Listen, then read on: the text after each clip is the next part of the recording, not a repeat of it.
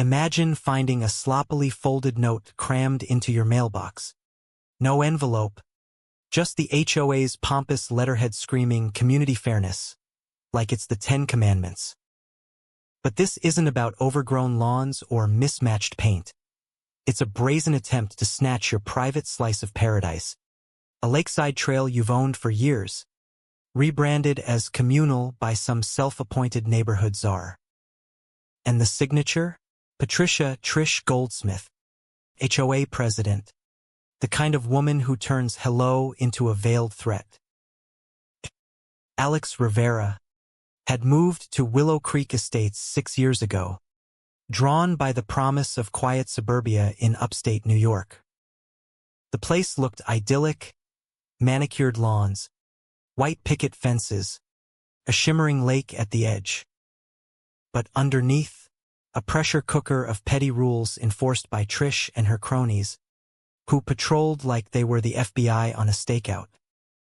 I'd heard the whispers, Alex is that loner who doesn't join block parties, or, bet he's hiding something with that gated trail. I ignored it, kept to myself, paid my dues on time. Until that note flipped the script. Standing in my driveway, coffee mug in hand, I unfolded the paper and read it twice. In the interest of equitable resource distribution, it declared, your exclusive access to Lake Harmony is hereby designated as shared community property. Please remove any barriers within 48 hours. Equitable? I'd paid an extra 50 grand for this lot because the deed included that narrow, winding path straight to the water's edge. It was mine. Documented, surveyed, etched in legal stone. But Trish, with her clipboard army, thought she could wave her wand and make it vanish. I didn't explode. No, I brewed another coffee, sat at my kitchen table, and dialed my property attorney, Mark. Alex, this is laughable, he said after scanning the email docs. The HOA's covenants don't touch deeded land. They're bluffing with a side of entitlement. I thought. But why me? Rumors had swirled since I moved in, single guy, works from home as a freelance investigator, ironic. Right? No kids. No visible social life. Trish probably saw me as an easy mark, someone who'd roll over to avoid the gossip mill.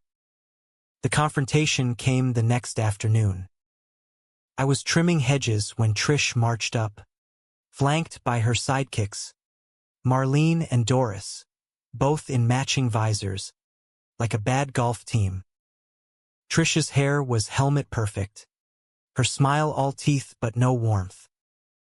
Alex, darling, she cooed, clipboard poised like a weapon. We've had several complaints about this. Obstruction. She nodded at my simple wooden fence marking the trailhead. It's divisive. The lake is a natural gift. Hoarding it is just selfish. Selfish, I echoed, keeping my tone even, though inside I was cataloging every twitch in her expression. It's on my deed, Trish.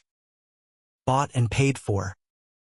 If the community wants access, maybe buy their own lots. Her eyes narrowed, that fake civility cracking. Oh, honey, deeds can be reinterpreted for the greater good. Think of the children.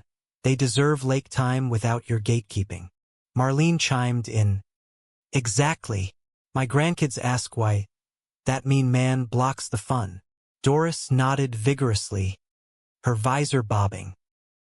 I almost laughed. Mean man? I'd never even spoken to their grandkids. But that's how rumors fester in places like this. Whispers turn to facts over potluck casseroles. I shrugged. Interpret away. But touch my property, and we'll let lawyers sort it. Trish's lips thinned. You can't fence off nature, Alex. It's unneighborly. As they stormed off, I heard Marlene mutter, "He's probably using it for something shady."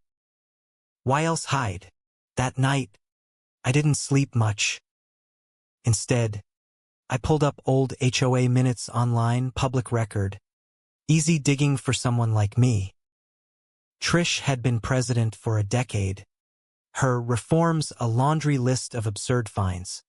$50 for visible garden hoses, $100 for holiday lights up past January 5th. And buried in there, a failed vote years ago to communalize lakefront easements. She'd lost, but clearly hadn't let go. Personal grudge, maybe, or just power addiction. Either way, the game was on. The violations started trickling in like clockwork. First, a notice for excessive foliage height. My grass was a 1/4 inch over spec. Then, visible recycling bins, even though they were tucked behind the garage. The kicker? Unauthorized yard decor. A small wind chime my sister sent as a housewarming gift. Each came with Trish's scrawled signature, dripping with passive-aggressive notes. "Let's keep Willow Creek pristine. Shall we?" I paid the fines at first, documenting everything. Photos, timestamps, emails to Mark. But the whispers grew louder. At the grocery store, a neighbor averted eyes. Online neighborhood forum? Posts like, "Anyone else think Alex's private trail is suspicious? What's he hiding?" Anonymous, of course. But IP traces, perks of my job, pointed to Marlene's house. I stayed silent, watching. Patience is a weapon. Fed up, I decided to fortify. Hired a contractor for a sturdy metal gate. Painted camo green to blend with the woods. Concrete posts sunk deep. A beefy lock. Topped it with a sign, "Private property. Trespassers prosecuted." Smile, you're on camera. I even installed a discreet trail cam. If they wanted war, I'd make it expensive. 2 days later, Trish was back, pounding on my door like it owed her money. I opened it, phone recording audio discreetly. "This is absurd. Alex," she hissed, pointing at the gate visible from the street. "You're turning our peaceful community into a fortress. Remove it now, or face consequences." "Consequences?" I asked mildly. "Like more fines for breathing wrong?" She puffed up. "This path benefits everyone. Your selfishness is noted. The board agrees, it's communal now." Noted by whom? Your imaginary consensus. I leaned on the doorframe. "Show me the vote, Trish. Or better, sue me," she sputtered. You can't profit from nature." Profit? I hadn't even thought of that yet. But her slip planted the seed. As she huffed away, muttering about legal recourse, I smiled inwardly. Time to flip the script. I posted on the neighborhood app, "Exclusive Lake Harmony access keys for sale to vetted residents. One-time fee, $400. Includes signed permission slip. Inquire privately. Why $400? Enough to sting, but not greedy." And vetted? I checked backgrounds, no HOA insiders. The inquiries flooded in.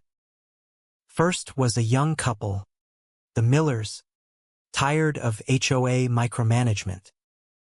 "Trish fined us for a bird feeder, Mrs." Miller grumbled as she handed over cash. "This feels like sweet revenge." By evening, 5 keys sold. Word spread fast in a place where boredom breeds drama. But Trish smelled blood. Saturday morning, a knock. I peered out, a guy in a city vest, clipboard in tow. "Mr. Rivera, code enforcement." Complaint about monetizing public land. I invited him in. Showed the deed. The survey pins. We walked the trail. See that marker? I pointed. My line. GIS confirms it. He checked his tablet. Yep. You're good. But these complaints. All from the same HOA folks. Different names. Sloppy forgeries. Forgeries. I feigned surprise, though I'd suspected. That's illegal, right? He chuckled dryly. If proven. Yeah. Fraud on city forms. Bingo. I thanked him, then called the zoning office. 3 complaints. Identical wording. Even a typo. Exclusive instead of exclusive. Return addresses. HOA board homes. By midweek, I'd bundled it all to a fraud specialist attorney. This could bite them, she said. Criminal territory. The word fraud hung like a storm cloud. Then came the visit from neighbor Ben, a warehouse supervisor who'd bought a key. Trish ambushed me at the park, he said, fidgeting. Said using your gate is trespassing. Threatened to yank my guest parking pass. Did you mention the permission form? Yeah. She claimed the board overruled it. He pulled out his phone. Recorded it all. The audio was gold. Trish's voice. Syrupy then sharp. Ben. Dear. Collaborating with that hoarder? We'll have to review your compliance. Property taxes could adjust. I forwarded it to my lawyer and city ethics. Retaliation? Check. Intimidation? Double check. The ethics hearing was in a stuffy city hall room. I arrived with a binder. Deeds. Sales receipts. Audio USB. Trish sat opposite. In a power suit. Flanked by Marlene and Greg, Gordon Standen. Her smile was plastic. The officer, Ms. Lee, reviewed docs. Mr. Rivera alleges fraudulent filings and resident harassment. Correct. Spot on, I said. She played the audio. Trish's threats echoed. Silence followed. Did you submit these? Lee asked Trish. We protected the community, Trish deflected. Falsified names? Lee pressed. Placeholders, Trish admitted weakly. For efficiency, my lawyer snorted. Efficiency in fraud. Lee referred it to prosecutors. As we left, Trish shot me a venomous look. This isn't over, Alex. Oh, but it was shifting. The emergency HOA meeting packed the clubhouse. Trish at the podium. Misinformation has plagued us. A guy shouted. Like your fake complaints? Trish stammered. Aliases for speed. I stood. Motion. Recall the board for fraud and abuse. Seconded instantly. Vote. 62-10 for recall. Trish's face crumpled as her reign ended. Interim board formed. I advised from shadows. But 3 weeks later, certified letters hit mailboxes. Mine? A fake eviction notice from Harmony Legal Group, demanding I cease illegal monetization or face liens. Watermark? Identical to Trish's old newsletters. Forum posts exploded, all keyholders targeted. I traced the PO. Box to Greg. Paid from frozen HOA funds via a shell LLC. Bank confirmed unauthorized wires to non-existent Fairway advisors. Fraud report filed. 2 others had too. Police detective listened to my timeline. This is mail fraud. Embezzlement. Subpoenas flew. Raids on Greg's and Trish's homes yielded computers. Files. DA charged misappropriation, impersonation, extortion. News hit, HOA scandal, lake grab turns criminal, class action sued for abuse. I helped organize, countersued personally. Interim board mandated transparency, quarterly audits, vote required lawsuits. County reaffirmed my easement, permanent, untouchable. Framed it. Then Evelyn, longtime resident, testified with ancient minutes. Trish's vendetta against lake access dated back 20 years. Personal, not public. Verdict. Restitution. Community service. Civic ban. Trish got probation. No, judge. You abused trust. Misdemeanor conviction. Spring brought a state twist. Inspector visited. Your case exposed a consultant racket, Pinnacle Advisors, unlicensed, laundering through HOAs, subpoena for grand jury. I testified, binder in hand. Indictments. Wire fraud for Trish, laundering for Greg, obstruction for Doris. Pinnacle collapsed. More victims surfaced. We formed a coalition, database, website for tips. 5 new probes opened. At a barbecue, neighbor confided, that bench we built by the lake, my daughter got engaged there. Thanks to you. Final letter. State AG commended my role. Certificate enclosed. Tucked it away. Trish's sentencing. 15 months jail. Restitution. Lifetime ban. You schemed. Not served, judge said. Greg house arrest. Doris fined. Refunds issued. Lake peaceful. But was Trish the villain? Or just a symptom of HOA madness? You tell me, in a community, who really owns the peace, rules, or people?